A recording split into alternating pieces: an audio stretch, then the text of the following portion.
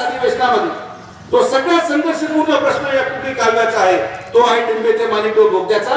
माननीय नामदार राधाकृष्ण विखे पाटील साहेबांच्या नेतृत्वामध्ये जलसंपदा विभाग अनेक वर्षामध्ये भाषणामध्ये रखडलेला टिंबे ते माणिकटोकचा बोगदा आपण मंजूर करणार आणि त्याचं काम देखील आपण सुरू करणार. शब्द तुम्हाला 5 TMC आपल्या हक्काचं वाढेल.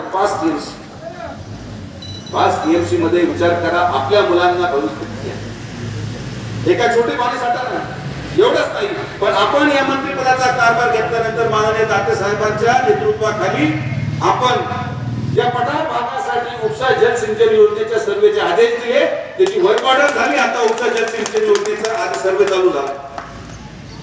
भाषणापुरता आपण मला येत नाही, तुम्ही द्वेष ठेवणारा माणूसच नाही, आनंद तरी असतो पाहिजे.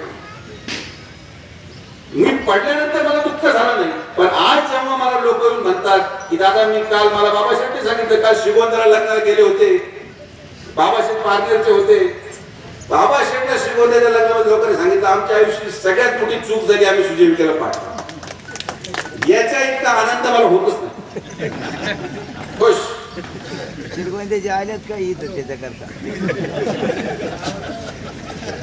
अनेक लोकांना आनंद झाला की मला पाडल्यानंतर काय होईल, मला काही दुःख झालं नाही. व्हायचं काही कारणच नाही. माझा खर्च तुम्ही कमी घ्या असं या पलीकडे काहीच बदललं नाही. आपला संघर्ष हा सत्यासाठी नव्हता, आपला संघर्ष हा या तालुक्याच्या जिरायत भागाला न्याय देण्यासाठी होता, आपल्या भागामध्ये पाणी आणण्यासाठी होता. आणि हा संघर्ष कुठल्या पराभवाने संपणार नाही. हा संघर्ष कैलासवासी बाळासाहेब विखे पाटलांनी सुरू केला आणि त्या संघर्षाचा अंत पाणी देऊन त्यांचा मुलगा नामदार राधाकृष्ण विखे पाटील करणार हा या पारनेर तालुक्याला मी मुद्दा म्हणून सांगतो. आणि यामध्ये सगळ्यांचं सहकार्य आपल्याला लाभणार, सगळ्यांचं सहकार्य लाभावं, सगळ्यांनी मिळून आपण या तालुक्याचा विकास करू. ज्याला जे करायचंय, ज्याला जे बोलायचंय, ज्याला जे करत राहायचं ते करत राहा.